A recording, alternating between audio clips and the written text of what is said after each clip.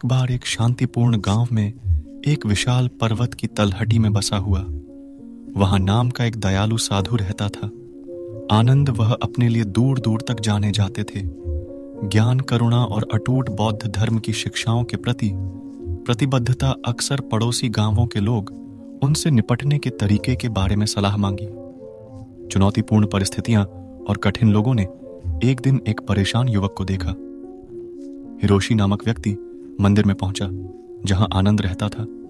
उसका हृदय दुख से भारी था और वह भिक्षु के समक्ष अपनी व्यथा प्रकट की। मैं बुराई की उपस्थिति से बोझिल हूं। मेरे जीवन में लोगों ने रोते हुए कहा कि वे मेरा मजाक उड़ाओ, मेरे बारे में झूठ फैलाओ और मेरा मजाक उड़ाओ। असहनीय दिन। मैं नहीं जानता कि उनसे कैसे निपटूं। नकारात्मकता। आनंद ने ध्यान से उसकी बात सुनी। आंखें समझ से भर गईं। मैं समझता हूं, हिरोशी ने धीरे से शुरुआत की, आपका दर्द। लेकिन आइए हम इनमें से एक को याद रखें। बुद्ध की शिक्षा से नफरत खत्म नहीं होती, घृणा से घृणा समाप्त हो जाती है।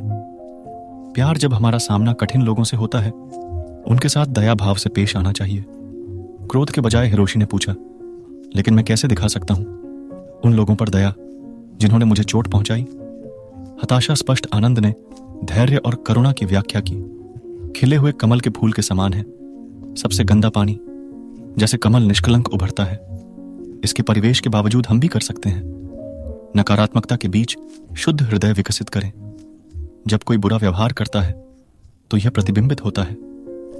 उनकी आंतरिक उथल पुथल और पीड़ा प्यार से जवाब देकर हम सहजता में मदद कर सकते हैं। उनका दर्द और सकारात्मक बदलाव को प्रोत्साहित करना अधिक जानने को उत्सुक हिरोशी ने निर्णय लिया। मंदिर में आनंद के साथ रहें और उनकी शिक्षाओं का पालन करें। प्रत्येक दिन वह भिक्षु को देखता था, हमेशा अभिवादन करते हुए दूसरों से बातचीत की। यहां तक कि सबसे चुनौतीपूर्ण व्यक्ति भी एक सौम्य मुस्कान और दयालु शब्दों के साथ दोपहर को जब वे टहल रहे थे, गांव के माध्यम से उनका सामना हुआ। क्रोधी बूढ़ा आदमी जिसका नाम केशव है, वह अपने अशिष्ट व्यवहार के लिए कुख्यात था और कठोर शब्द जिन्होंने उसे अर्जित किया था। ग्राउच गांव का शीर्षक एक स्केचअप आनंद के पास आया और रुक गया। उनका गर्मजोशी से स्वागत किया।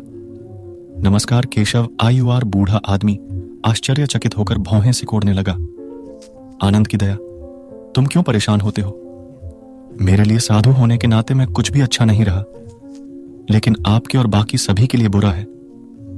आनंद मुस्कुराया। केशव, आपका दर्द स्पष्ट है।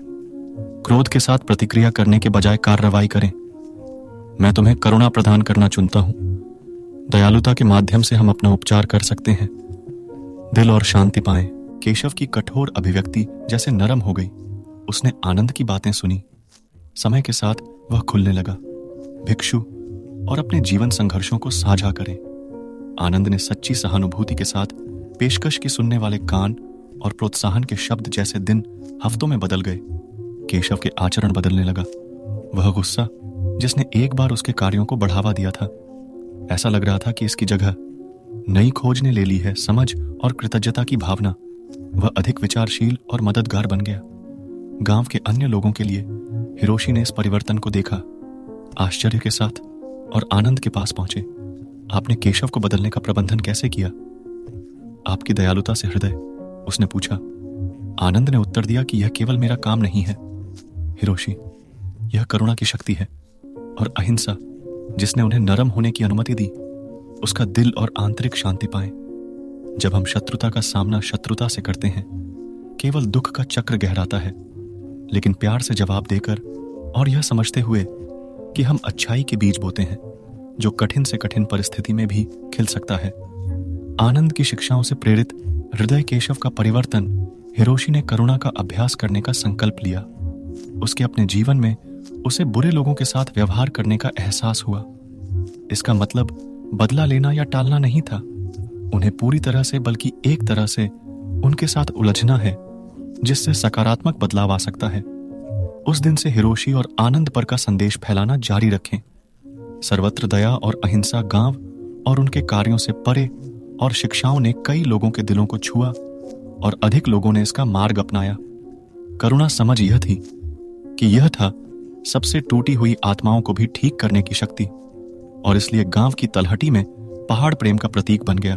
करुणा और शांति, आनंद और हिरोशी की कहानी, परिवर्तनकारी यात्रा पौराणिक बन गई कि बुद्धिमता का एक स्थायी वसीयतनामा, बौद्ध धर्म और परिवर्तनकारी शक्ति, बुरे लोगों के साथ दयालुता से व्यवहार करना और करुणा